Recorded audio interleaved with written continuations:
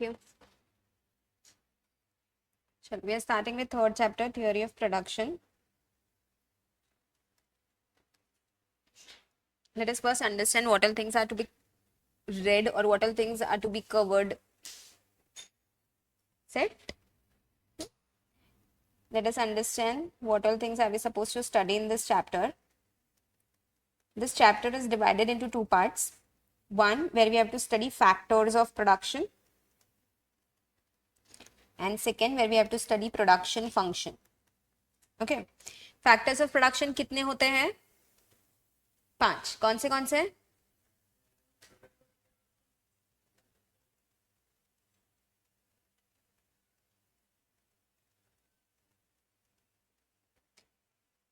Factors of production कितने होते हैं?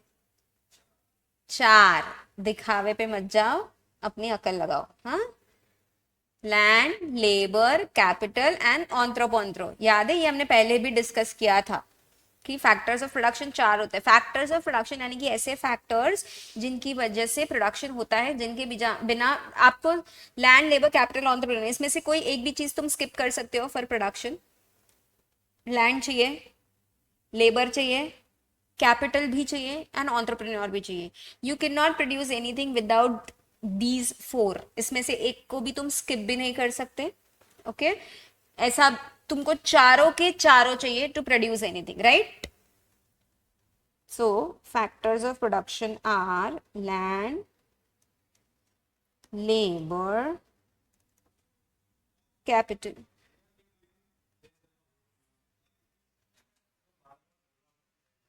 अभिनव और हनी दोनों भी है, सब है. हनी है क्या ना, मांग रहे थे मेरे से. हनी ने मांगा था. ठीक है. And entrepreneur, right?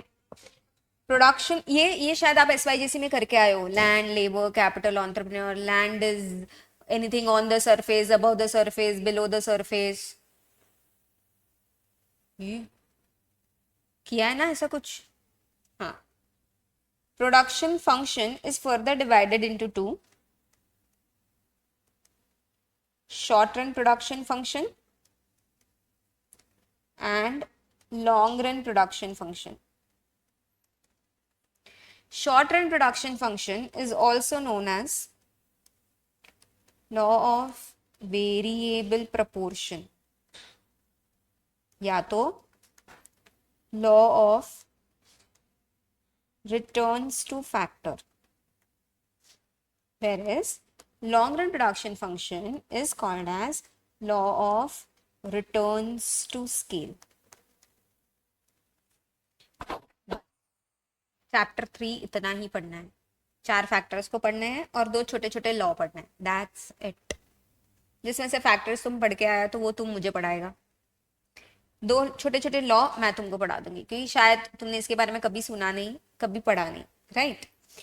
Short run production function, long run production function. पहले हम प्रोडक्शन फंक्शन पे जाएंगे, बाद में हम फैक्टर्स ऑफ प्रोडक्शन करेंगे. ठीक है? हेलो, या okay. Now what do you mean by production? सबसे पहली चीज मुझे बताओ, what do you mean by production? Can you please close the book, Ashwin? अब तक तो तुम्हें विश्वास हो जाना चाहिए था कि मैं बुक में जो लिखा है वही पढ़ाती हूँ. नहीं हुआ? ठीक है, मतलब नहीं, माय क्वेश्चन वाज, अब तक तुमको भरोसा हुआ कि नहीं हुआ कि मैं सही पढ़ा रही हूँ? हुआ ना? चेक नहीं करोगे ना बार बार? Thank you. चलो बताओ सबसे पहले, what do mean by production?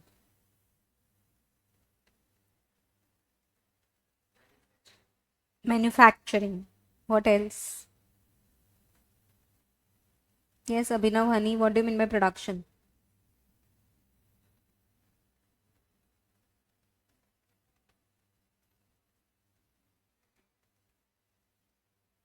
Making products. What else? To create something. Okay.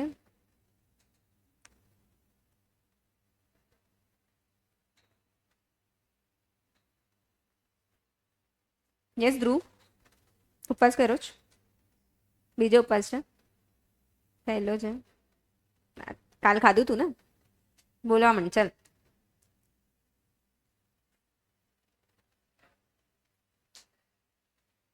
ચોવીયાર કેટલા વાગે થાય છે એવું બોલે કાલ વાળનું કરવાનું છે પ્રોડક્શન શું હોય ને એ બોલ व्हाट इज प्रोडक्शन मैन्युफैक्चरिंग और मैंने ऐसा कुछ कहीं सुना है production is creation of utility मैंने ऐसा भी कहीं कुछ सुना है production is conversion of input into output तुमने सुना है ऐसा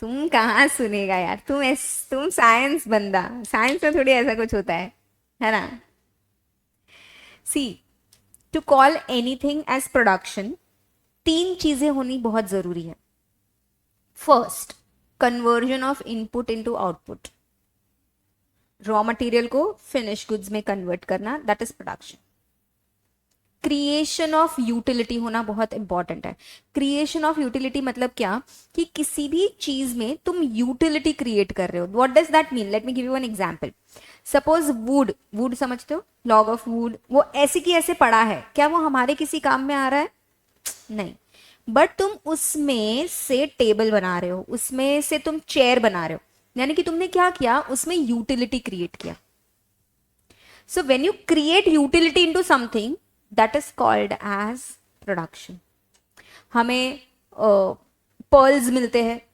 ठीक है ऐसे ही पर्ल्स पड़े पड़े हमारे किसी काम के नहीं है पर अगर हमने उसमें से ज्वेलरी बनाई तो हमने पर्ल में क्या किया यूटिलिटी क्रिएट की that is called as production diamonds हमें रॉ फॉर्म में मिलते हैं ऐसे ही उसका हम कुछ नहीं कर सकते बट जब हम उसको शेप देते हैं हम उसको क्लीन करते हैं हम उसमें से ज्वेलरी बनाते हैं वी कैन यूज इट यानी कि हमने उसमें क्या किया हमने यूटिलिटी क्रिएट किया so to call anything as production there has to be creation of utility and third produced goods should have some exchange value अगर किसी चीज की एक्सचेंज वैल्यू नहीं है तो हम उसको प्रोडक्शन नहीं बोलेंगे समझ में आ रहा है whatever you produce should have some exchange value जू बीच का पानी बकेट भर के लेके आओ कोई तुमको कुछ बोलेगा नहीं क्यों because that's not a production जू बीच पे जो सैंड है उसको तुम लेके आओ कोई तुमको कुछ बोलेगा that's not production but Bisleri का बॉटल तुम्हें जब मर्जी करे तुम उठा के लेके जा सकते हो कहीं से भी किसी से भी you have to pay for it that is production clear so to call anything is production there has to be 3 things तुम क्या देख रहे हो वहां पे क्या दिख रहा है तुमको there has to be 3 things first production is creation of utility conversion of input into output and produced goods should have some exchange value okay then there are 2 words मुझे उसका मतलब बताना हाँ मैटर एंड मटीरियल क्या ये दोनों same होते हैं ये दोनों अलग होते हैं अलग होता है तो क्या होता है बताओ what is matter and what is material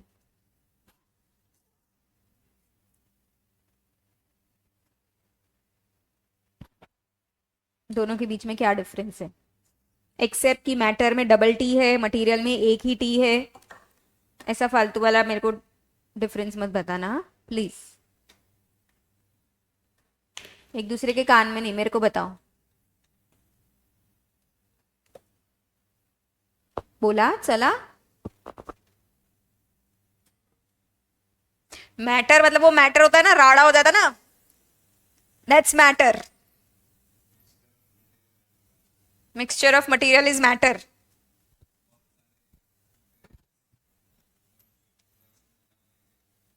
वो मैटर हो जाता है वो सिग्नल पे होता है वो मैटर होता है ना ऐसे 4 लोग मिलके एक दूसरे को पीटते हैं मैटर हो गया भैया मैटर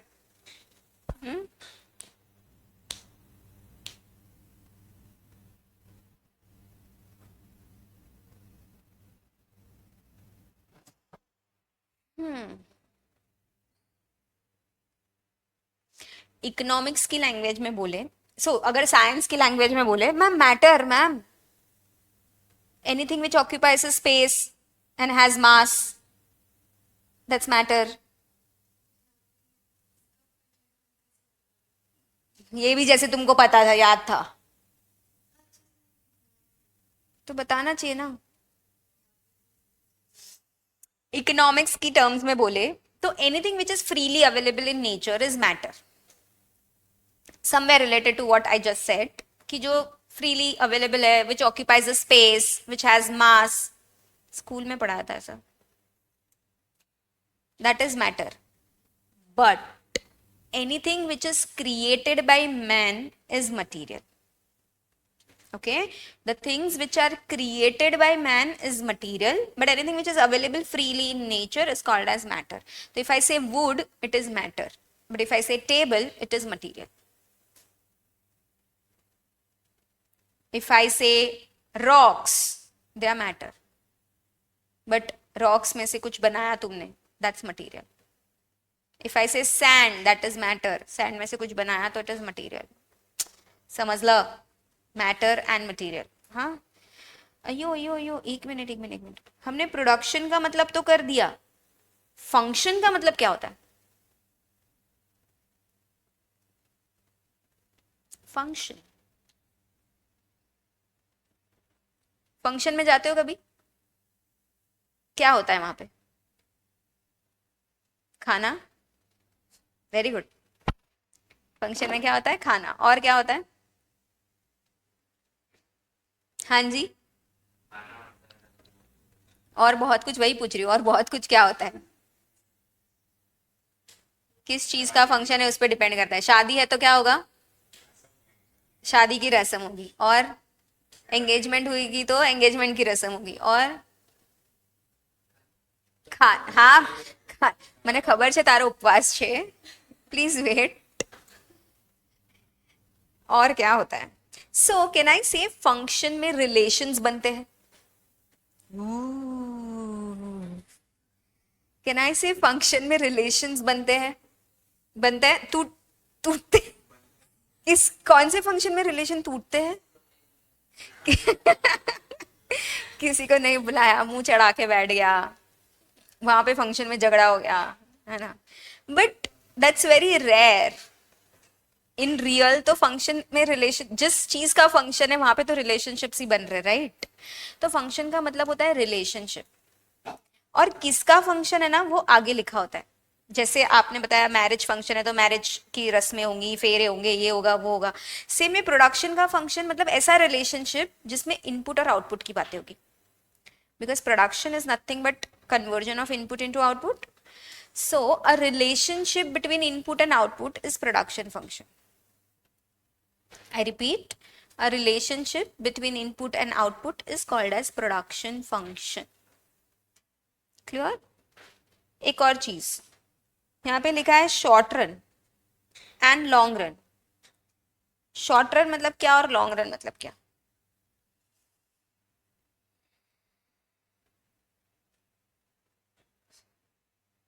जो छोटा होता है वो शॉर्ट होता है, जो बड़ा होता है वो लॉन्ग होता है। Now how do you define something as small और बिग?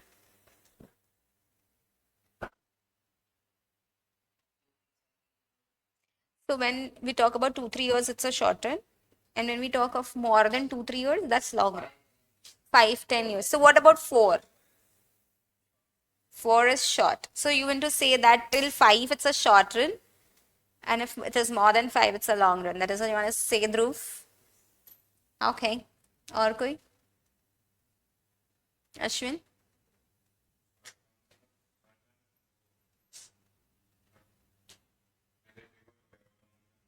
हैं? फिर से लेबर, टेबल, अच्छा सॉरी, टेबल क्या? टेबल लॉन्ग टर्म चलता है तो इट्स अ लॉन्ग रन। ए काय पढ़ा? यस अश्विन।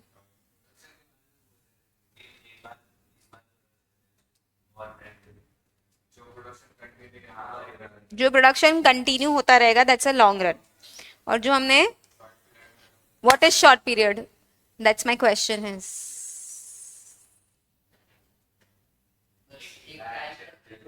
एक बैच, वो बैच कब तक का होगा तो चलेगा?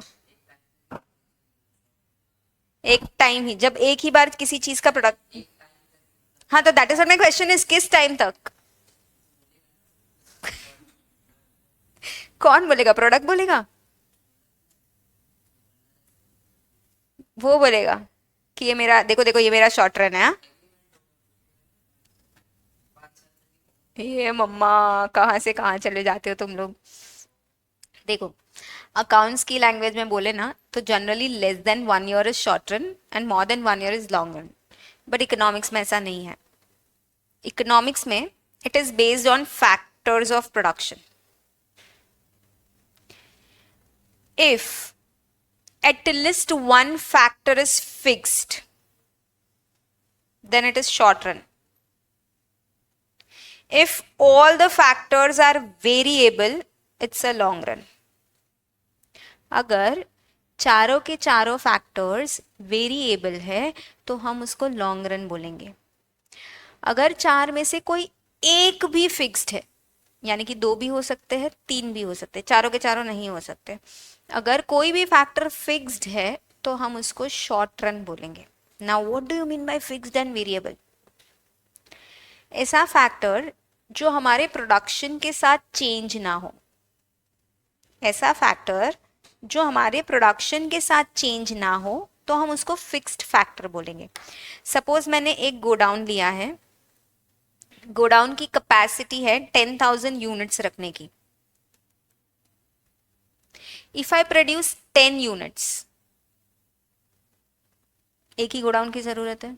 इफ आई प्रोड्यूस 100 यूनिट्स, एक ही गोडाउन की जरूरत है। इफ आई प्रोड्यूस 1000 यूनिट्स, एक ही, यानी कि अब तक, जब तक मैं 1000 यूनिट बना रही हूं तब तक माई गोडाउन यानी कि माई land is fixed. Suppose I land पे हम क्या देते हैं? रेंट देते हैं। लेबर को हम क्या देते हैं? वेजेस। कैपिटल को हम क्या देते हैं? इंटरेस्ट। और एंटरप्रेन्योर को प्रॉफिट। चलो आटलू तो आवड़े जा। सपोज मैंने एक गोडाउन लिया है रेंट पे, जिसका रेंट है 5,000 रुपीज और उसके अंदर कैपेसिटी है 10,000 यूनिट्स को रखने की। अगर मैंने 10 यूनिट्स बनाए तो what will be my rent?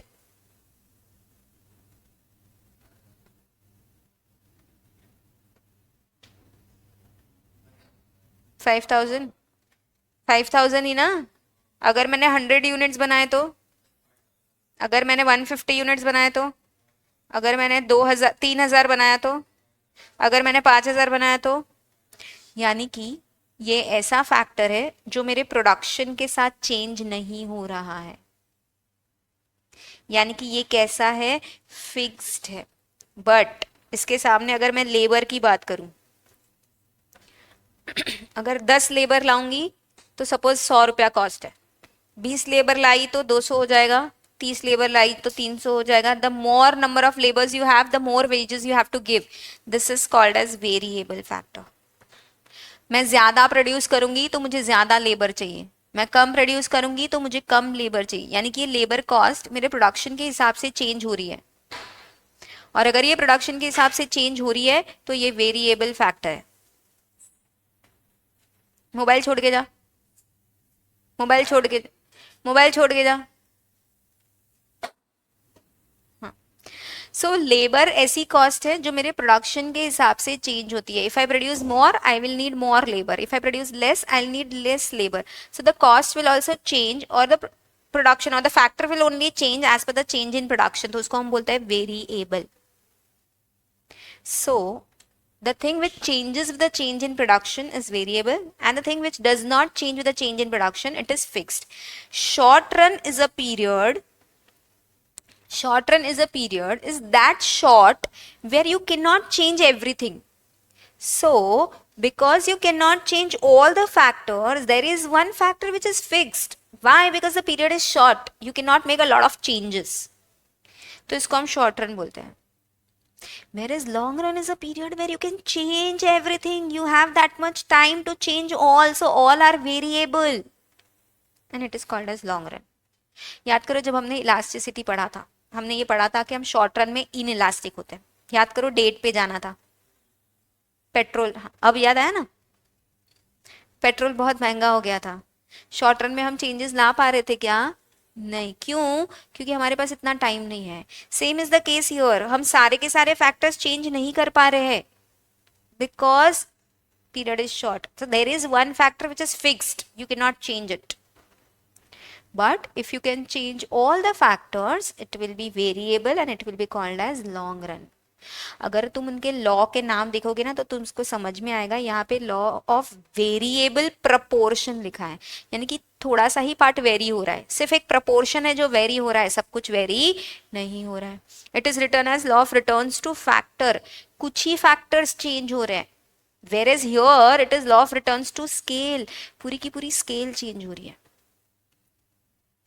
Understand the difference, law of returns to factor and law of returns to scale. Law of returns to factor where only few factors are changing and because of that we are getting the returns, whereas in the long run entire scale is changing and that is why you are getting the returns. So this is a returns to scale and the entire scale of the firm is changing, यानी कि सारे factors change हो रहे हैं। समझ लो, पक्का?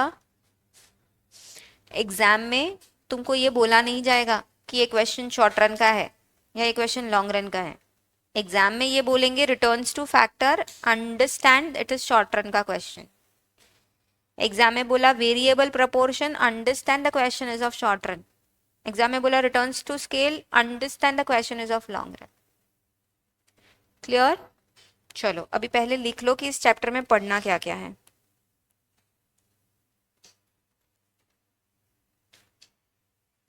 अयो, हाँ,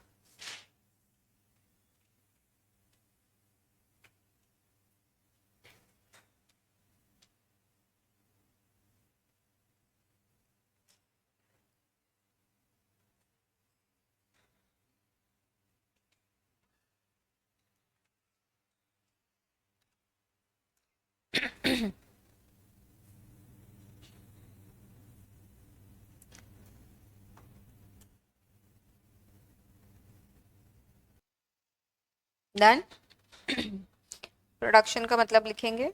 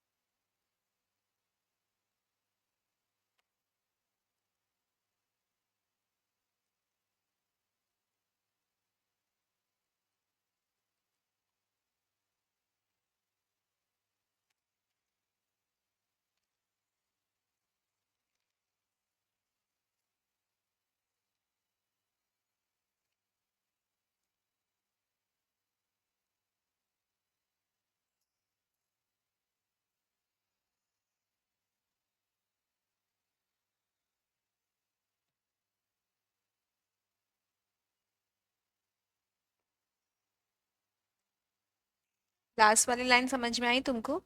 services involve intangible inputs to produce intangible output. देखो, when you produce anything, no, when you get goods and service, goods, okay, product आता है तो that's a tangible thing, you can touch it, you can feel it, you can see it. But when it comes to services ना, services हम देख नहीं सकते ना, हम उसको टच कर सकते हैं, करेक्ट? तो वो कैसी है? इनटेंजिबल है। So services leads to intangible input which is getting converted into intangible output. Bank की सर्विस बोलो, टीचर की सर्विस बोलो, ये सारी सर्विसेज है, ओके, तुम उसको देख सकते हो नहीं। So it is intangible. Inputs are also intangible and outputs are also intangible. लिखा ना वो line?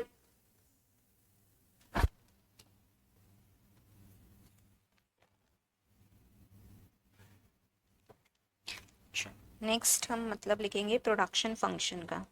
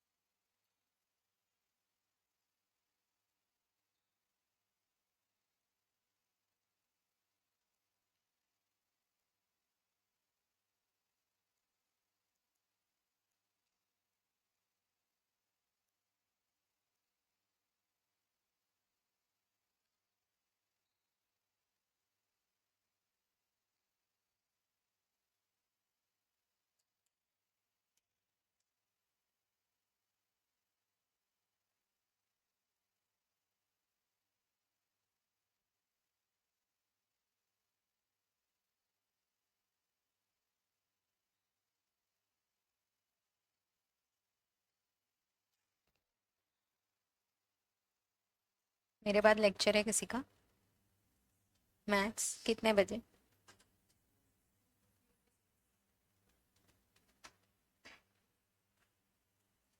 I can not extend the lecture.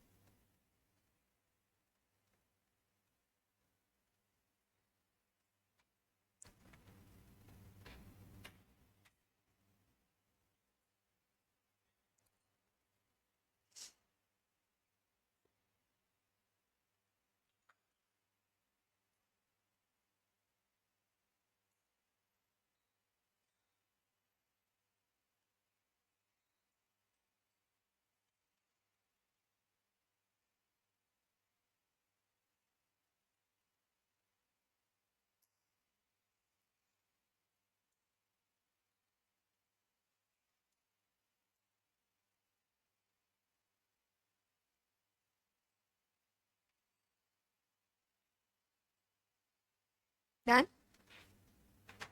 समझा क्या लिखा शॉर्ट रन और लॉन्ग रन के बारे में? Short run is a period in which a firm is not able to change all the factors of production. हम सारे factors of production change नहीं कर सकते. Therefore, in this period, there are two types of factor. There are fixed factors as well as variable factor. इसको हम दूसरी language में ये भी बोल सकते हैं, it is a period in which at least one factor is fixed. You understand? At least मतलब एक ही या एक से ज्यादा भी हो सकते हैं, एक से ज्यादा भी हो सकते हैं, बट चारों भी हो सकते हैं क्या कभी? नहीं, क्योंकि अगर चारों फिक्स्ड हो गए ना तो प्रोडक्शन भी फिक्स्ड हो जाएगा, प्रोडक्शन चेंज नहीं होगा। Correct. So all the factors cannot be fixed, but there can be one, two, or three factors which are fixed. So in the short run, we see fixed factors as well as variable factors. Whereas long run is a period in which firm can change all the factors of production. Therefore, in long run, all the factors are variable. There are no fixed factors in long run. चलो short run के law पे जाएं। हाँ, हैं short run के law पे।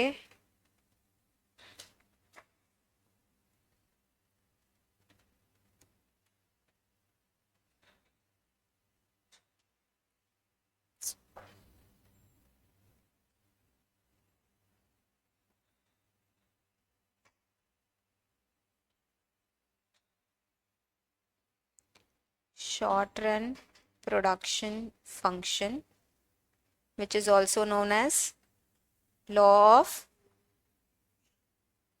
variable proportion, which is also known as, हाँ हाँ, क्या बोल रहे हो? सुनाई नहीं दे रहा है? अच्छा, बोलना ही बंद कर दिया। Very good, super. Assumptions, law है तो अजम्पशंस तो होंगे ही होंगे। सबसे पहला बेसिक अजम्पशन हम ये रहे हैं कि at least one factor is fixed. Super. सबसे पहला अजम्पशन हम क्या ले रहे हैं?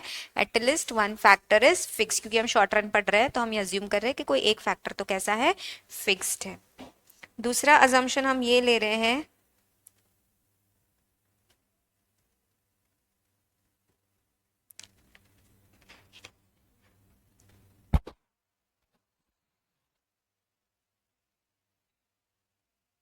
चलेगा Ashwin?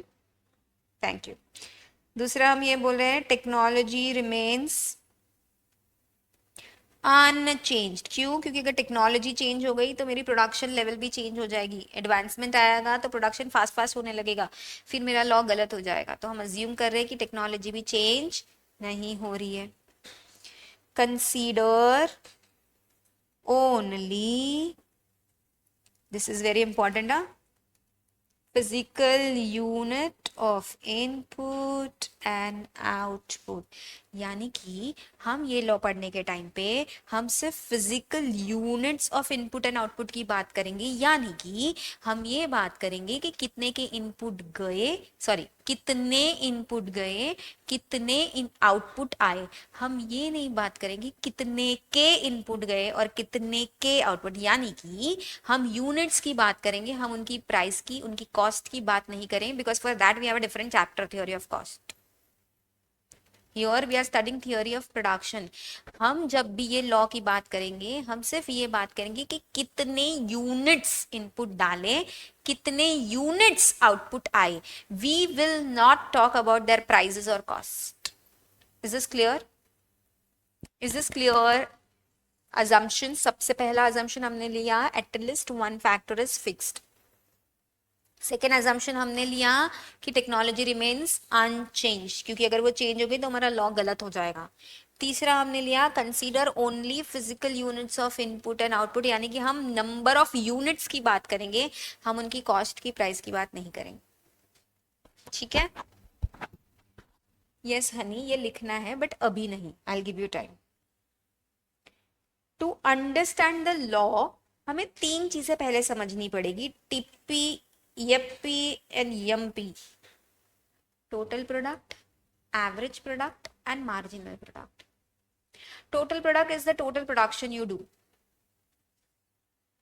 The total product is nothing but total production. अब मुझे बताओ टीपी कैसे मिलेगा?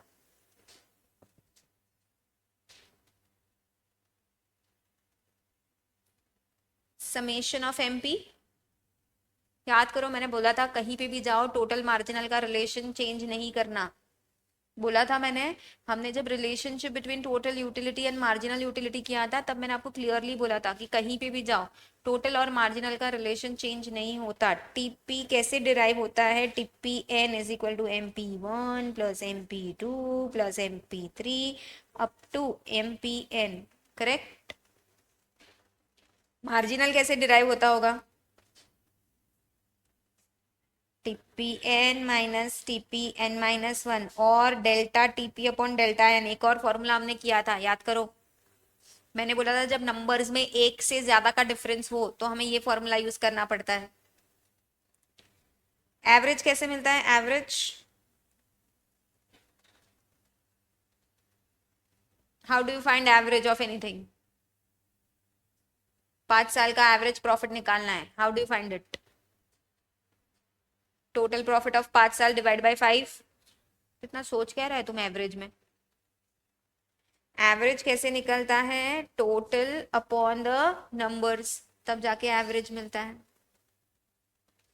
Average is nothing but per unit, है ना? पर ईयर कितना प्रॉफिट हुआ, दैट इज एवरेज। सी जब भी एवरेज वर्ड आए ना, average marks, average product, average cost, average profit, इनका मतलब ये होता है पर ईयर। 5 साल में ये हुआ है तो 1 साल में कितना, that is what we are finding, right? So average is nothing but anything per unit. Marginal क्या होता है? मार्जिनल का मतलब होता है एन एडिशनल, एक एक्स्ट्रा यूनिट की वजह से कितना एक्स्ट्रा कॉस्ट हुआ, एक एक्स्ट्रा लेबर के आने की वजह से कितना एक्स्ट्रा प्रोडक्शन हुआ। देखो, जब भी हम शॉर्ट रन पढ़ेंगे ना, हम लैंड को फिक्स फैक्टर मानेंगे एंड लेबर को वेरिएबल फैक्टर मानेंगे, because labour is the most variable factor. उसको तुम कभी भी ऐड कर सकता है, उसको तुम कभी भी माइनस कर सकता है। So labour is the most variable factor, तो हम जब भी पढ़ेंगे हम लेबर को वेरिएबल मानेंगे एंड फिक्स फैक्टर हम मानेंगे लैंड को, because that is something which is generally fixed. Okay, so land is the fix factor, labour is the variable factor. एक एक्स्ट्रा लेबर के आने की वजह से कितना एक्स्ट्रा प्रोडक्शन हुआ, that is marginal product. Okay, तुम मुझे ये बताओ, तुम चेंजेस किस में लाओगे, फिक्स फैक्टर में या वेरिएबल फैक्टर में? वेरिएबल, फिक्स फैक्टर फिक्स्ड है, उसके अंदर चेंजेस नहीं आ सकता। तो वेरिएबल फैक्टर में चेंजेस आए, उनमें चेंजेस आया तो प्रोडक्शन में भी चेंजेस आएगा।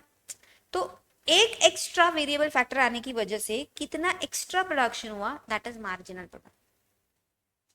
And total product is the total production you do. Clear है? हम उनके मीनिंग्स लिखेंगे, ध्यान देना, अगर मैं गलत लिखूं तो तुम भी गलत मत लिखना, ठीक है? पहले क्या लिखोगे? पहले अजम्पशंस लिखोगे, give heading and right assumptions.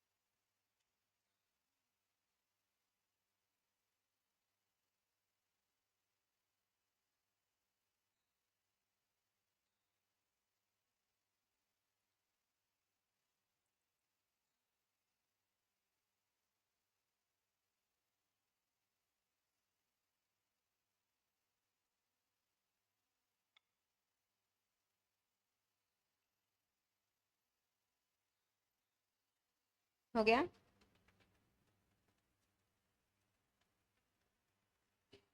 हम्म।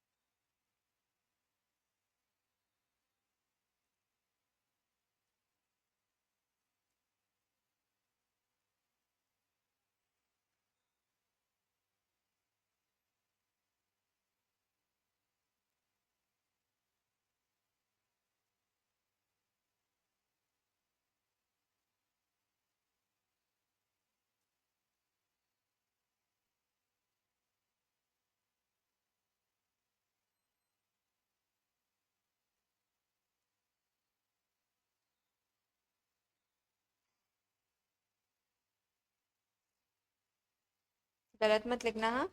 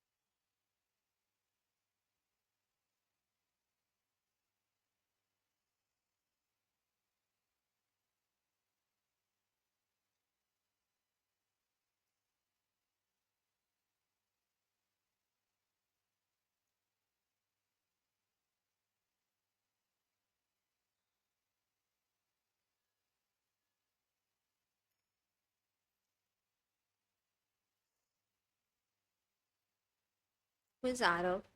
आरव है अपने क्लास में कोई?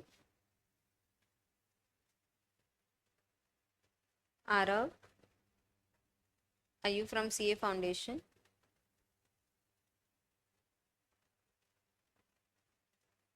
This is my dad's phone. हाँ,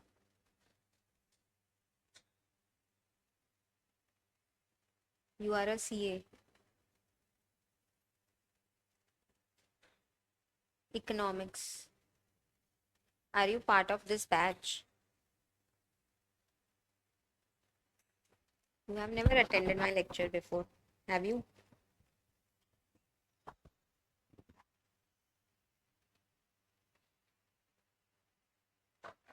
When?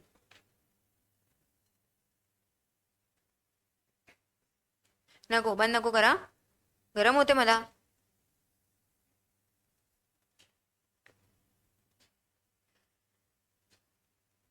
Abhinav and Aarav. Okay.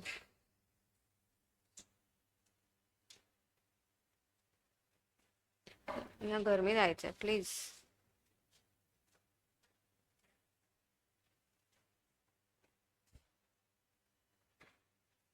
Okay Aarav.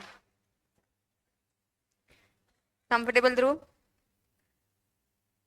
Sure? चलो हो गया लिख के?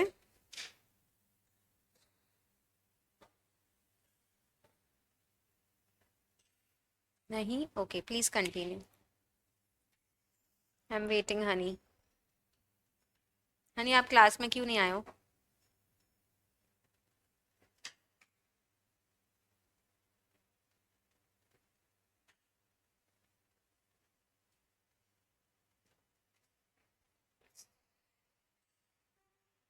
Okay okay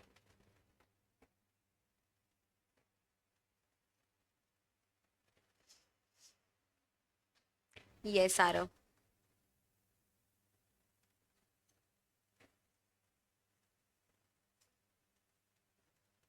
शातामा Honey.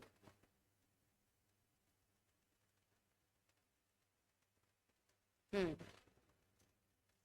आरव कौन सा चैप्टर पढ़ रहे हैं, क्या पढ़ रहे हैं, उस पे फोकस कर ले।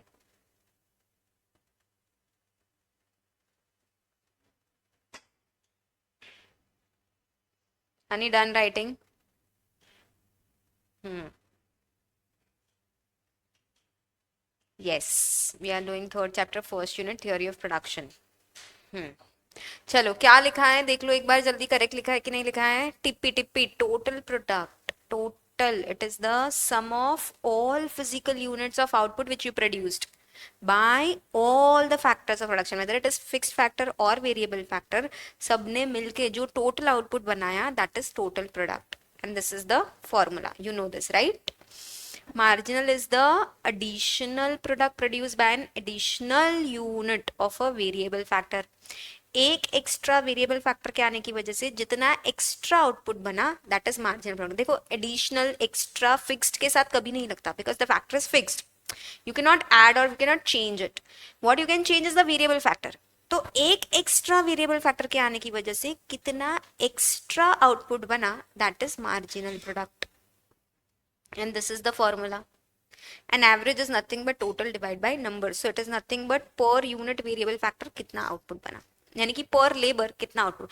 मैं बोल रही हूँ 10 लेबर ने मिलकर 100 यूनिट बनाए, what is the average product? I repeat, let's change the data. 5 labours ने मिलके 100 यूनिट्स बनाए, तो पर लेबर कितना बना? 20। How did you find that? Total upon the numbers, है ना? तो पर लेबर यानी कि पर वेरिएबल फैक्टर क्या बनता है? That is average product. चलो ये सारा, अब जाते हैं लॉ पे कि एक्चुअली लॉ बोलता क्या है, एक्चुअली लॉ का मतलब क्या है। You want to write it? Sure? चलो शुरू करते हैं लॉ की कहानी। In the beginning fixed factor is in abundance as compared to variable factor, and that is why fixed factor is underutilized. I repeat, in the beginning fixed factor is in abundance as compared to variable factor, and that is why fixed factor is underutilized. I repeat, in the beginning fixed factor is in abundance as compared to variable factor, and that is why fixed factor is underutilized. छोड़ो बाबा छोड़ो, आ रहा law पढ़ा लूं फिर मैं बताती हूँ। हाँ, लेट्स टेक एन एग्जाम्पल।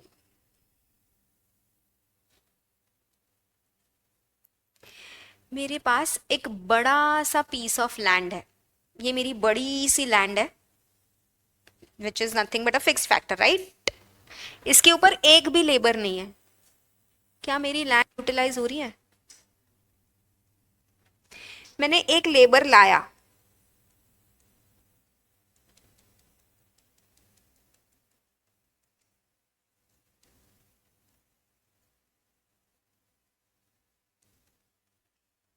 ये लेबर ने इस लैंड पे काम किया, बट मेरी लैंड इतनी बड़ी है और उसके ऊपर एक ही लेबर है, लैंड का यूटिलाइजेशन बराबर से हो रहा। फिर मैंने एक और लेबर लाया, क्योंकि मेरी पूरी लैंड बराबर यूटिलाइज नहीं हो रही थी ना, तो मुझे और लेबर की जरूरत थी। जब दूसरा लेबर आया ना, दोनों ने मिलके बहुत अच्छे से काम किया, और इतना अच्छे से, आरव मैं निकाल दूंगी तुमको, I remove you from this meeting, thank you.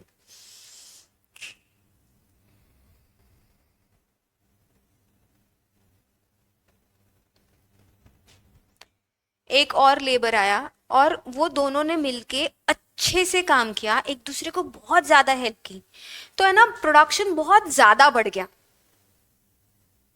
But फिर भी अभी भी लैंड फुल्ली यूटिलाइज नहीं हो रही थी, क्योंकि यहाँ पे और लेबर की जरूरत थी, because land is too big, it's huge. तो मैंने एक और लेबर को लाया।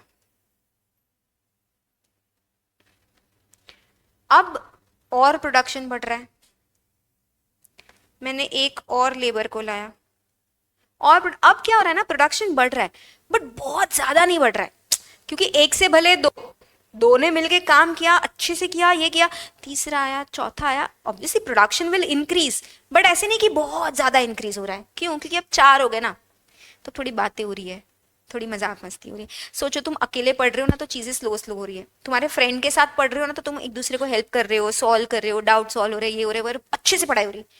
तीसरा चौथा आया तो कहना से थोड़ा पढ़ाई होगा, but that quality of study will decrease ना।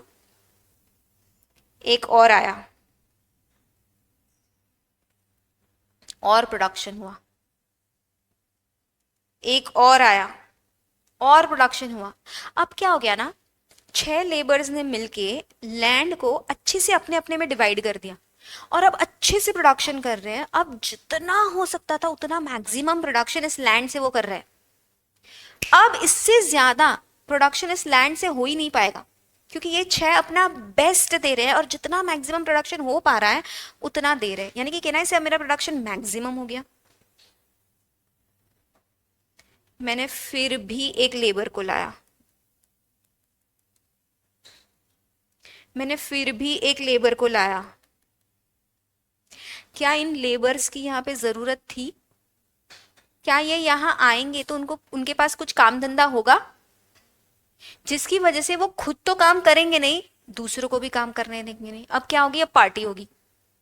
तो कल तक जितना प्रोडक्शन हो रहा था ना, अब उतना प्रोडक्शन भी नहीं हो रहा है, अब मेरा प्रोडक्शन डिक्रीज होने लगा। समझा क्या बोला मैंने? ये दो लेबर्स, मैं लेबर्स ऐड करती जा रही हूँ, करती जा रही हूँ, करती जा रही हूँ, करती जा रही हूँ, करती जा रही हूँ, और now when I added this labours, no, at the end I came to know that this labours are not working here. Why? Because there is no need of them, there is no work of them.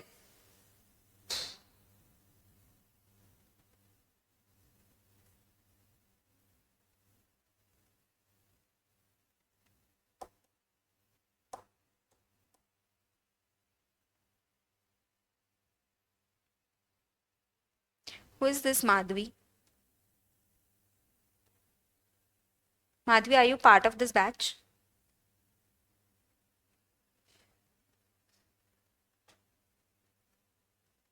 Is there anyone Madhvi in this batch? She's asking me Champak चाचा किधर है?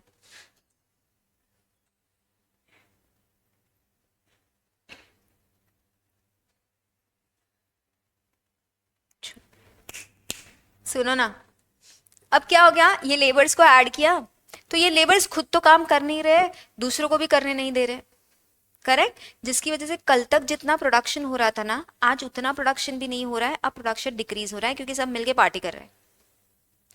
Can you see now, variable factors are more as compare to fix factor. In the beginning, starting में क्या था, हमारे पास fix factor बहुत ज्यादा था। अब क्या हो गया, अब वेरिएबल फैक्टर बहुत ज्यादा है, यानी कि ये जो वेरिएबल फैक्टर्स है ना, ये दो जो लास्ट में आए ना, चिंटू पिंटू, अगर ये दोनों को मैंने कहीं और किसी और लैंड पे लगाया होता तो वो काम अच्छे से करते ना। यहाँ पे वो अच्छे से काम नहीं करे, यानी कि my labours are under utilised now. अब मेरे लेबर्स बराबर से यूटिलाइज नहीं हो रहे। स्टार्टिंग में मेरा फिक्स फैक्टर बराबर से यूटिलाइज नहीं हो रहा था, मेरा लैंड बराबर से यूटिलाइज नहीं हो रहा था, क्योंकि इतनी बड़ी लैंड और उस पे से एक छोटू सा लेबर, बहुत नाइंसाफी हो रही थी। फिर मैंने लेबर ऐड किया, ऐड किया, ऐड किया, ऐड किया, ऐड किया, ऐड किया, ऐड किया, ऐड किया, एट दी एंड क्या हो गया, वेरिएबल फैक्टर बहुत ज्यादा हो गया, यानी कि now my variable factor is under utilised, क्योंकि वो ठीक से यूज नहीं।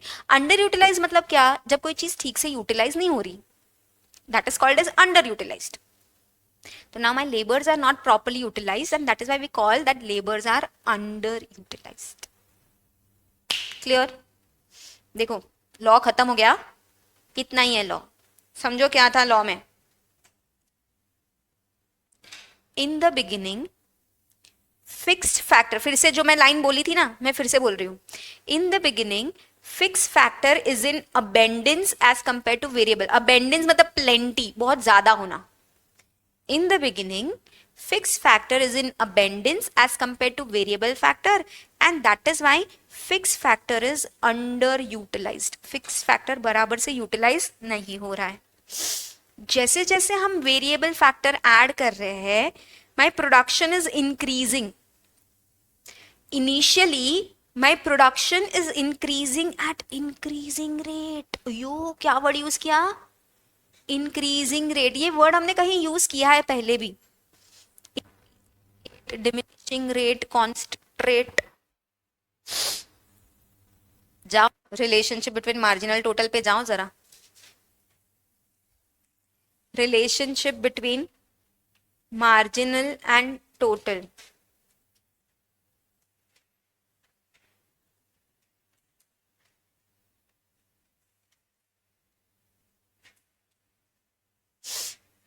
दिख रहा है तुमको? इंक्रीजिंग रेट का मतलब होता है डबल से ज्यादा होना. नहीं मिल रहा है ना मैम? रोज अलग अलग बुक में लिखने का है ना. बुआ के घर जा रही हूँ, मम्मी के घर जा रही हूँ, वहीं पे रह गई बुक. देखो उसकी बुक में देखो लिखा है, अरे मैम मैं तो आई नहीं थी. अब मैं ना सीधा जनवरी में लिखूंगी. तुम्हारे पास रिकॉर्डिंग नहीं है लेक्चर्स के? मैम टाइम नहीं सुनने का. तो फिर आपने लिखा है मैम, आप थे उस टाइम पे लेक्चर में. इतना ज्यादा दिमाग कैसे आपके पास? डोंट वरी, तारीफ ही कर रही हूँ. So relationship between marginal and total. देखो जरा, when MU is increasing, total is increasing at increasing rate. क्यों? डबल से ज्यादा हो गया, 10 से 22. सो अगर किसी भी चीज को इंक्रीजिंग रेट से बोलते हैं, यानी कि वो चीज में डबल से ज्यादा. और हमने यही बोला था, जब एक अकेला लेबर था ना, वो ठीक से नहीं कर पा रहा था, दो आए, दोनों ने मिलके एक दूसरे को बहुत ज्यादा हेल्प की, जिसकी वजह से प्रोडक्शन बढ़ा. बट कितना? डबल से ज्यादा हो गया. यानी कि production increased at increasing rate. फिर तीसरा आया, चौथा आया, तो प्रोडक्शन बढ़ा, बट डबल या डबल से ज्यादा नहीं. अब प्रोडक्शन बढ़ा किस रेट से? डिमिनिशिंग रेट से, यानी कि धीरे धीरे. यानी कि अगर प्रोडक्शन 10 था तो 12 हुआ, 14 हुआ, 15 हुआ. बढ़ रहा है बट धीरे धीरे. याद रखना, डिमिनिशिंग रेट का मतलब ये नहीं कि प्रोडक्शन डिक्रीज हो रहा है. प्रोडक्शन बढ़ रहा है बट स्लोली स्लोली. उसके बाद 6 हुए तो प्रोडक्शन क्या हो गया था? मैक्सिमम हुआ ना. 6 लेबर्स हुए, 6 लेबर्स की होने की वजह से प्रोडक्शन मैक्सिमम हो गया. जितना हो सकता था उतना प्रोडक्शन हो गया. फिर भी तुम लेबर ऐड करोगे तो अब क्या होगा? TP starts falling. अब तुम्हारा टोटल प्रोडक्शन क्या होने लगा? कम. और अब at the end variable factor is more as compare to fix factor. So my variable factor is underutilized. This is my short run production function. पूरा लॉ एक ही इसमें आ गया. बिकॉज हमें एमसीक्यूज आने वाले हैं, हम लॉ की पूरी पूरी थ्योरी पढ़ नहीं रहे हैं, पूरी पूरी थ्योरी लिख नहीं रहे हैं, पूरी पूरी थ्योरी बाय हार्ट नहीं कर रहे हैं. हमें सिर्फ ये समझना है कि लॉ क्या बोलता है. शुरू से शुरू कर रही हूँ, लास्ट टाइम एक्सप्लेन कर रही हूँ. दिमाग इधर रखना, ठीक है. In the beginning fix factor हमारे पास बहुत ज्यादा as compare to variable factor, and that is why मेरा फिक्स फैक्टर यूटिलाइज नहीं हो रहा है प्रॉपरली. अगर एक भी लाइन, ओए, क्योंकि इसके आगे कर्व्स आएंगे, डायग्राम्स आएंगे. अगर ये लॉ क्लियर नहीं होगा तो डायग्राम क्लियर नहीं होगा. तो अगर तुमको मेरी एक भी लाइन अगर नहीं समझ रही है तो stop me there. Clear? First line, in the beginning fix factor बहुत ज्यादा है as compare to variable factor. मेरे पास एक बड़ी सी पीस ऑफ लैंड है जिसके ऊपर एक छोटू सा लेबर है. तो क्या मेरी लैंड बराबर से यूटिलाइज हो रही है? तो मेरा फिक्स फैक्टर बराबर से यूटिलाइज नहीं हो रहा है, जिसको हम बोलते हैं अंडर यूटिलाइज। सेकेंड, अब मैं लेबर्स ऐड कर रही हूँ, यानी कि मैं मेरे वेरिएबल फैक्टर्स ऐड करती जा रही हूँ, नॉट इंक्रीज, मैं उसको ऐड करते जा रही हूँ। अब जैसे जैसे लेबर आएंगे ऑब्वियसली प्रोडक्शन बढ़ता ही जाएगा, लेबर सोने थोड़ी आ रहा है, काम करने आ रहा है, तो प्रोडक्शन हमेशा बढ़ेगा।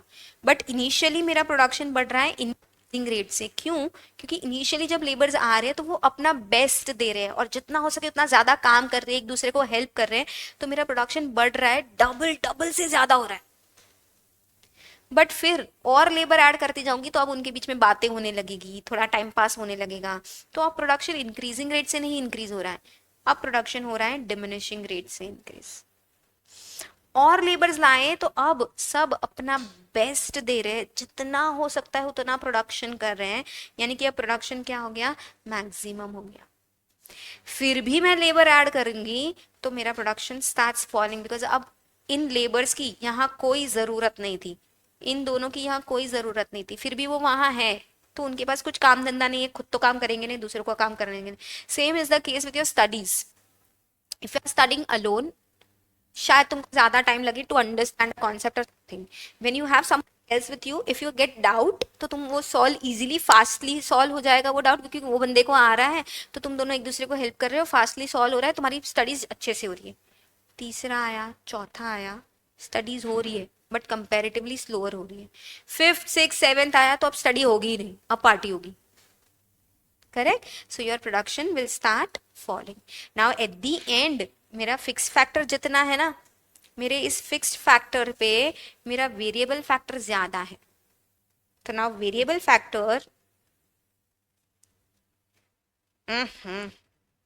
now variable factor is more as compared to fixed factor and that is why my variable factor is underutilized। इन दोनों को कहीं और किसी और लैंड पे लगाती तो काम करते, प्रोडक्शन करते, पर किया नहीं, यानी कि कैसे हो गए, अंडर यूटिलाइज। क्लियर है? पक्का? अब मैं ना लिखवा रही हूँ मेरी लैंग्वेज में, फिर तुम ये ड्राइंग बनाना, और तुम्हें तुम्हारी लैंग्वेज में अगर इस लॉ का एक्सप्लेनेशन फिर लिखना है, तुमको ऐसा लगता है कि ये इसने लिखाया नहीं ठीक से, तुमको ऐसा लगता है तो तुम लिखना, and I want you to write it in your own language so that when you read it you understand what had I explained. पहले देख लो मैं क्या लिखवा रही हूँ, ठीक है? जब 6 लेबर्स हुए ना मैडम, देखो ये 1 2 3 4 5 6, ये 6 ने है ना लैंड को अपने अपने हिसाब से डिवाइड कर दिया, अपने अपने यहाँ पे अच्छे से मस्त काम कर रहे हैं, अपना बेस्ट दे रहे हैं, जितना हो सकता है उतना काम कर रहे हैं, और उस लैंड से जितना हो सकता है उतना प्रोडक्शन ले रहे हैं, तो यानी कि अब प्रोडक्शन क्या हो गया, मैक्सिमम। अब इससे और प्रोडक्शन इस लैंड पे नहीं होगा, because this is the best time, this is the best combination, this is the best thing, this is the best activity in all the way, they are doing best in all the way. अब इससे ज्यादा वो produce नहीं कर पाएंगे। चलो, you can give the heading as explanation of law, explanation of law. मैं लिखूं क्या, तुम लिखोगे देख के, चलेगा?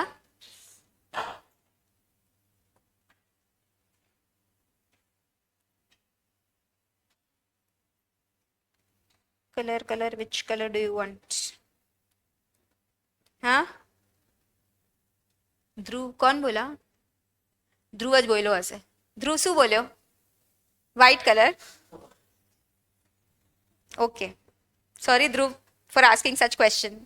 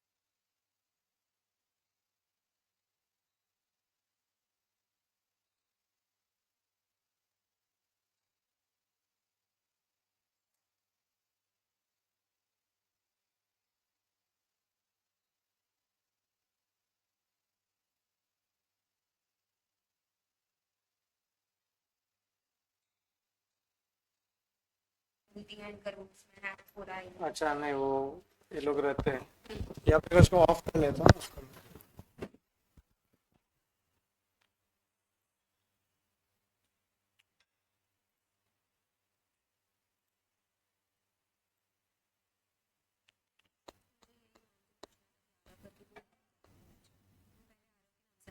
फिर माधवी के नाम से है, और फिर ये नाम से। नहीं, वो डिस्टर्ब करने वाले रहते हैं ऐसे। और यहाँ पे ये कुछ सेटिंग में कर लेते ना कि अपन वेटिंग अपन खुद ही ऐड कर सकते हैं उनको। हाँ, वेट लिस्ट में डाल दो ऐसे ना, एंट्री रेस्ट्रिक्ट कर सकते हैं। हाँ, तो इसमें कोई रहेगा इसका कोई।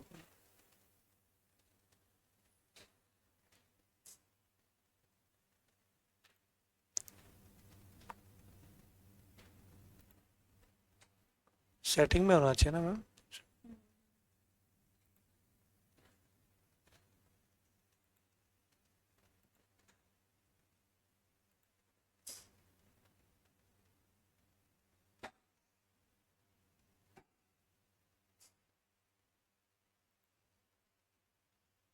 Allow all to. इसी में होगा सर। इसी में ना।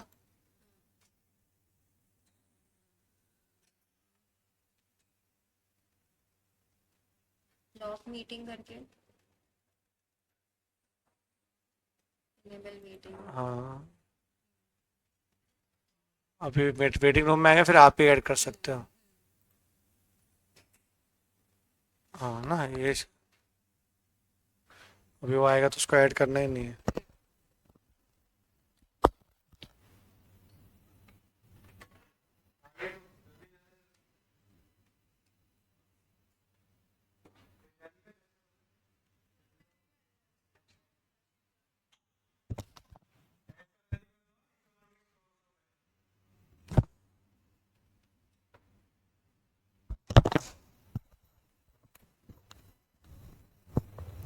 चलो डन।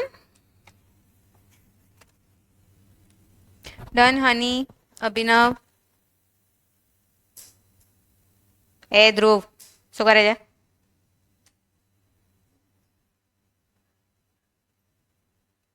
दिख रहा है मेरे को इधर, तुम क्या कर रहे हो? हाँ तो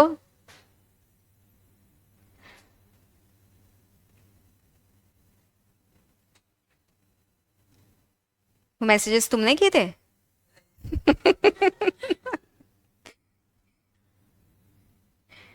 सच सच बता दे। આજે એટલી હિંમત નથી ને કાંઈ કરવાનું, એનર્જી નથી ને, ખાધું પીધું નથી કાંઈ, પાણી તો પીધું ને?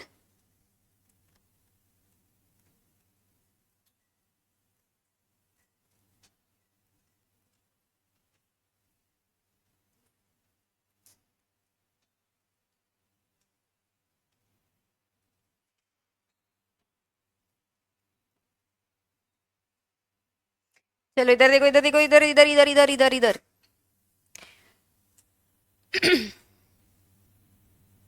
इक्का जुप फास्ट है बेटा, सीधे भेजा। जब एक लेबर आया तो उसने 10 यूनिट्स बनाए, तो कितने टोटल यूनिट्स बने? 10। दूसरा आया तो डबल से ज्यादा बनेगा ना, यानी कि कितना बना? 22, क्योंकि पहले प्रोडक्शन इंक्रीज होता है इंक्रीजिंग रेट से। अब प्रोडक्शन इंक्रीज हुआ डिमिनिशिंग रेट से। अब प्रोडक्शन हो गया मैक्सिमम, जितना हो सकता था उतना हो गया, and now production started falling.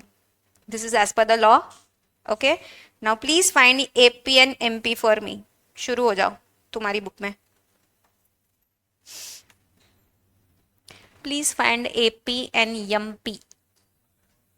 How? लिखो लिखो लिखो।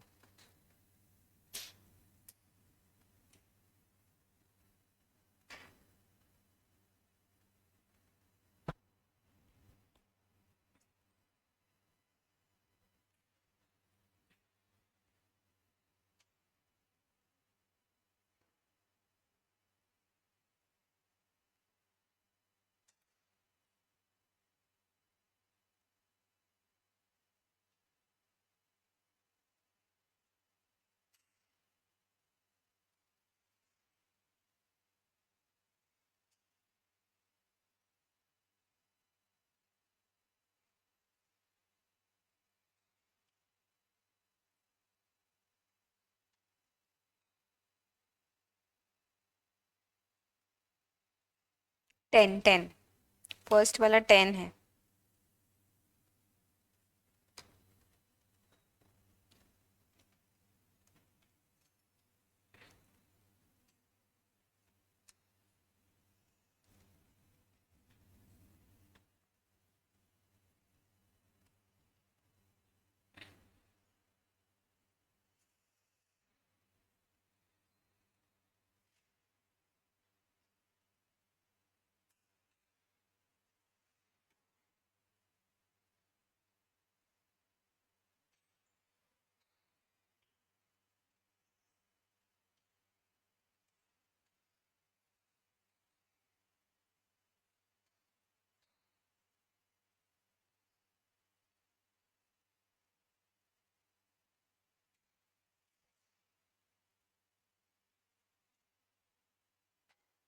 मिला?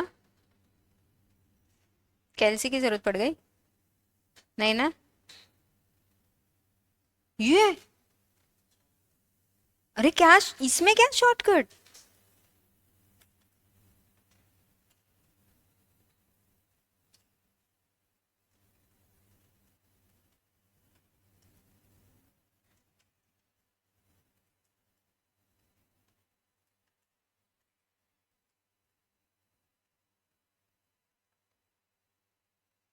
यार मैं स्टार्टिंग में क्वेश्चंस पूछना भूल जाती हूँ ना आजकल। Shit. तुम इतना रिवाइज करके आते हो, सब पानी में चला जाता है।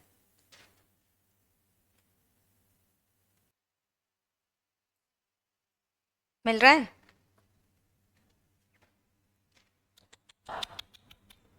नहीं बोला ना, मारूंगी मैं। एवरेज प्रोडक्ट का फॉर्मूला लिखा ना, AP is TP upon N. लिखा ना हमने, TP upon N, 10/1 is 10, 22/2 is 11, this is also 11, this is 10, this is 9, this is 6। क्या नहीं मिल रहा है इसमें तुमको? मिला? यम्पी में गड़बड़ हो रहा है। यो, mpn is equal to tpn minus tpn minus 1। if I want to find mp1, it will be tp1 minus tp at 0, tp at 1 is 10, tp at 0 is 0, तो mp1 is always 10। अब mp कैसे निकलता है? tpn minus tpn minus 1। if I want to find mp at 2, it will be tpn minus tpn minus 1, यानी कि tp at 2, ओए tp at 2 minus tp at 2 minus 1। tp at 2 कितनी?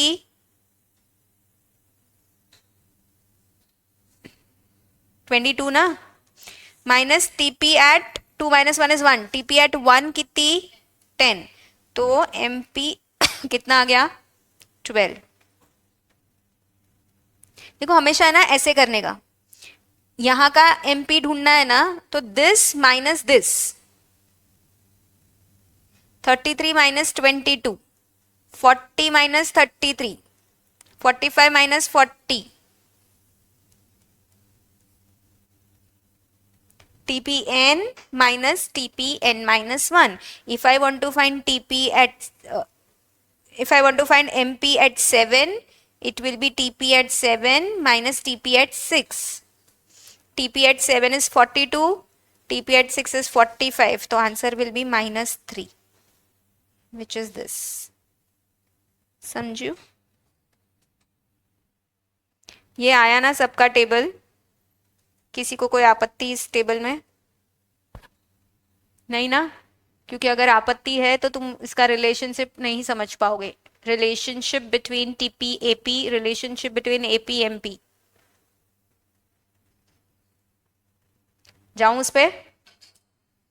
जाऊं relationship पे? टेबल हो गया? तुमको क्या हुआ? तुम्हारे सबके उपवास चल रहे क्या? हैं? जवाब नहीं दे रहे हो?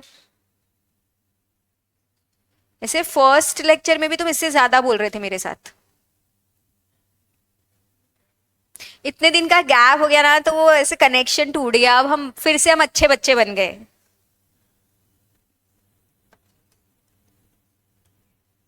Relationship between TP TP and MP, table को देख के बताओ टीपी और एमपी के बीच में क्या रिलेशन है।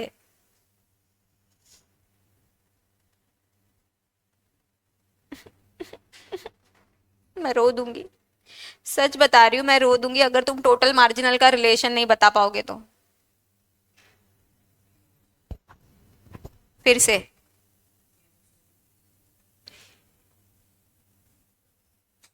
नहीं ना। Relationship between TP and MP, table को देखो और बताओ कुछ रिलेशन है क्या उनके बीच में।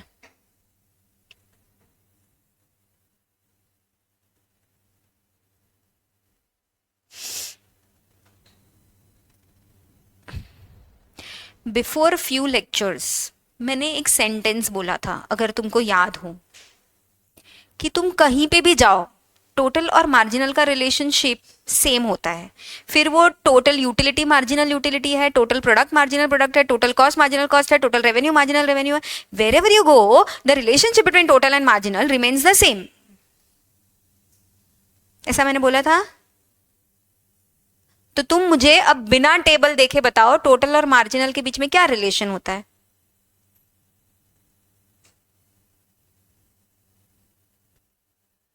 खत्म। हाँ, ये मम्मी, जाओ फिर से मार्जिनल टोटल के रिलेशनशिप पे। When marginal increases, total increases at increasing rate, shape of the curve will be convex. When marginal is constant, जाओ उस पेज पे। When marginal is constant, total increases at constant rate, shape of the curve will be straight line. When marginal diminishes, total increases at diminishing rate, shape of the curve will be concave. When marginal is zero, total is maximum. When marginal is negative, total starts falling. Marginal is the slope of total. और इसी time पे मैंने बोला था ये बार बार आएगा, लगातार आएगा, मैं एक बार भी एक्सप्लेन नहीं करूंगी, बोला था ना।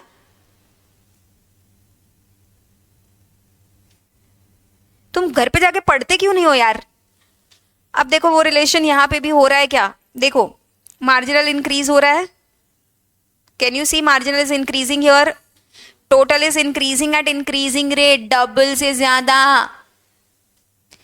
When marginal is diminishing, total is increasing but at a diminishing rate. When marginal is zero, total is maximum. And when marginal is negative, total starts falling.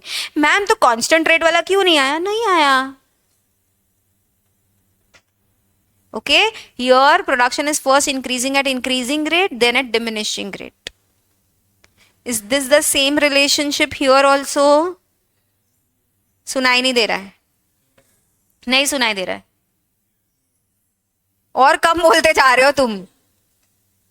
चलो मैं इधर लिख रही हूं, देखो करेक्ट लिख रही हूं कि नहीं। हाँ रुको, लिखना मत। When MP increases, TP increases at increasing rate. When MP diminish, TP increases at diminishing rate. When MP is zero, जिंदा हो,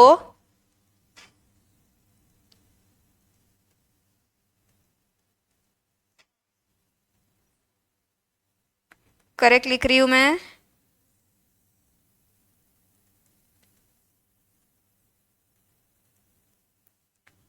Y MP slope of TP, क्योंकि टीपी की हालत एमपी पे डिपेंड करती है। एमपी में जैसा चेंज आएगा टीपी में वैसा चेंज आएगा। टीपी की हालत किस पे डिपेंड करती है, एमपी पे, and that is why MP is slope of TP. दिया हेडिंग, चला लिया। अब जब मार्जिनल कॉस्ट टोटल कॉस्ट आएगा या मार्जिनल रेवेन्यू टोटल रेवेन्यू आएगा ना, मैं नहीं पढ़ाने वाली तुमको वापस। दूर होने की घड़ियां नजदीक आ रही है, फिर तुम कल मुझे भूल जाओगे। नहीं भूलोगे ना। मेरा लेक्चर है कल, हाँ थोड़ा सा डाउटफुल है पर है, अगर चेंजेस हुए तो सर बता देंगे।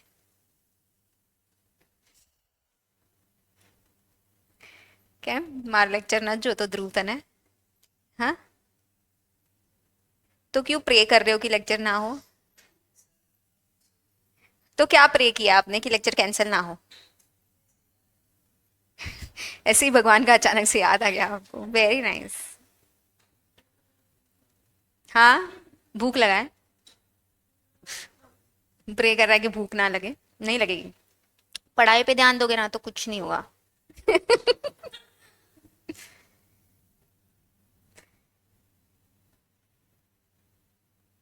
तुमको कब तक कल सुबह बताया पता चले तो तुमको चलेगा? कल सिर्फ इको है, दोनों है ना? मैं अभी नारायण सर से बात कर लूंगी, देखते क्या होता है। हाँ तो अब वही होगा ना, अगर इकोनॉमिक्स नहीं होगा तो 2 से 6 मैथ ही होगा ऑब्वियसली। शो 5 तुम डिसाइड करते हो। हाँ चलो, डायग्राम बना रही हूं मैं, समझने की कोशिश। तुम नहीं बनाओगे, तुम कल बनाओगे, अभी तुम सिर्फ उसको समझने की कोशिश करोगे, ठीक है? ओम को लिख लेने दो पहले, आराम से। हाँ, कोई जल्दी नहीं है। अगर जल्दी हो गया ना डायग्राम तो हमें डायग्राम बनाना पड़ेगा, तो तुम आराम से करो, धीरे धीरे धीरे, एक लेटर लिखो। Thank you. शिट, बहुत जल्दी कर दिया। अब तो डायग्राम बन गया तो तुम्हें भी बनाना पड़ेगा। सेट। चलो मेरा एक क्वेश्चन है, टीपी कर्व कॉन्वेक्स होगा कि कॉनकेव?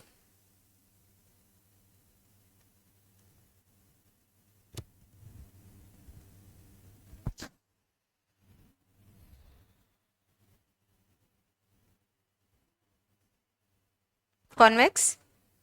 क्यों? तो डिमिनिशिंग से भी तो है, दोनों भी है तो क्यों? क्यों है ना, एमपी जीरो और नेगेटिव भी तो है। टीपी इंक्रीज ही हो रहा है, बट इंक्रीज में भी शेप स्ट्रेट लाइन करूं, कॉन्वेक्स करूं, कॉनकेव करूं, क्या करूं?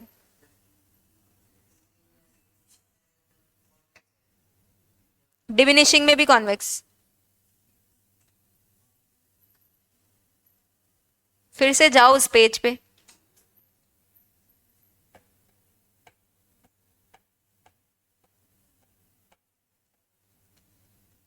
हमने उस पेज पे ऐसा कुछ लिखा था कि इंक्रीजिंग रेट में कॉन्वेक्स होता है, कांस्टेंट रेट में स्ट्रेट लाइन होता है, और डिमिनिशिंग रेट में कॉनकेव होता है। यहां पे तो इंक्रीजिंग भी है, डिमिनिशिंग भी है, तो क्या करें? ड्रॉ करके देख लूं? ओके, हम दोनों बनाएंगे। TP curve will be कॉन्वेक्सो concave जब तक, सुनो ना इधर, जब तक वो इंक्रीजिंग रेट से इंक्रीज हो रहा है तब तक कॉन्वेक्स। फिर एक बार जब वो डिमिनिशिंग रेट से इंक्रीज होना चालू हो जाए तो वो concave maximum and starts falling. So the shape of the TP is convexo concave. क्या बोलेंगे? क्या बोलेंगे? Convexo concave. क्यों? क्योंकि पहले वो इंक्रीज हो रहा है इंक्रीजिंग रेट से, फिर वो इंक्रीज हो रहा है डिमिनिशिंग रेट से, then it becomes maximum and then it starts falling. अब यम्पी कैसा होगा? यम्पी तुम्हारे टेबल में देखो, एमपी की हालत कैसी है? अगर हम देखें तो एमपी पहले इंक्रीज हो रहा है, फिर डिक्रीज हो रहा है, फिर जीरो भी हो रहा है और फिर नेगेटिव भी हो, यानी कि पहले इंक्रीज, फिर decrease, zero, negative. Correct? But कहां तक इंक्रीज करेंगे?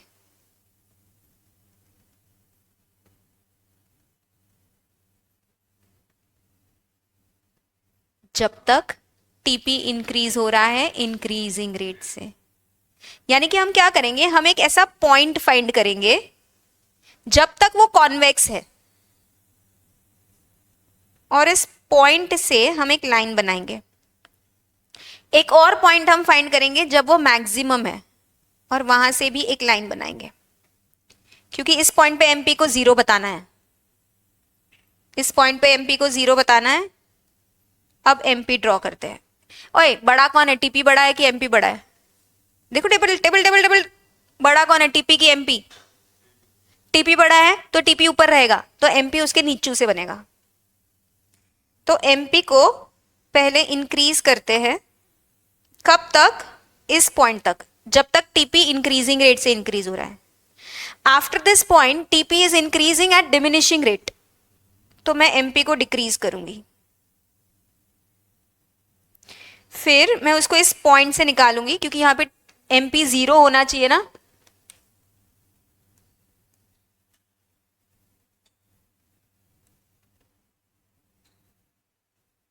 एंड देन मैं उसको नेगेटिव भी बताऊंगी, बिकॉज एमपी नेगेटिव भी होता है। MP starts for, MP becomes negative, समझा? MP increases, TP increases at increasing rate, MP decreases, TP increases at diminishing rate. When MP is 0, TP is maximum. When MP is negative, TP starts falling. ओए, एक बहुत बड़ी चीज यहां पता चली। क्या पता चली? MP is maximum at this point. इस पॉइंट को हम बोलते हैं पॉइंट ऑफ इन्फ्लेक्शन। जिस पॉइंट से टीपी इंक्रीजिंग रेट से डिमिनिशिंग रेट जाए, उस पॉइंट को हम बोलते हैं point of inflection, and at point of inflection MP is maximum. पता चला ना तुमको वो, या मैं बताऊं? पता चला, क्योंकि वो तब तक इंक्रीज हो रहा है फिर डिमिनिश हो रहा है, यानी कि MP is maximum at point of inflection. Clear है? Are you guys clear with this diagram? पक्का? कॉन्वेक्स और concave, maximum and then falling, MP increases becomes maximum, diminishing becomes 0 and negative. Clear? Sure? अभी draw करना है कि next class में? Obviously next class में। कैसे क्वेश्चन है ये, है ना? नेक्स्ट क्लास में नहीं, नेक्स्ट क्लास में करेंगे, अभी नहीं। ये मैं फिर से एक्सप्लेन करूंगी और तब हम करेंगे। क्या चाले हो ध्रुव? वार चे प्रतिक्रमण है, रुकी जा। ये हमने रिलेशनशिप किसके बीच में किया? टीपी और एमपी के बीच में। एक और रिलेशन करेंगे एपी और एमपी के बीच में, और फिर टीपी, एपी, एमपी तीनों को एक साथ ड्रॉ करेंगे। That will be our actual diagram of law. बहुत मजा आएगा, ठीक है? I'll see you guys in the next class. Thank you so much. Have a great day ahead and take care of yourself.